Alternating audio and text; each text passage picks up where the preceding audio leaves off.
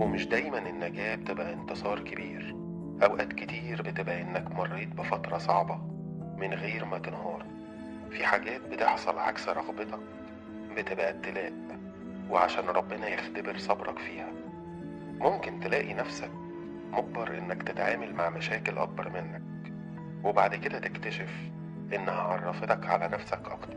ممكن الحياة ما تبقاش سهلة لسنين كتير، بس يمكن بعدها انت بقيت أقوى من أي شيء كان بيكسرك زمان. مش كل نجاة معناها إنك تطلع بدون هزيمة، ولا إنك ما تخسرش أبدا.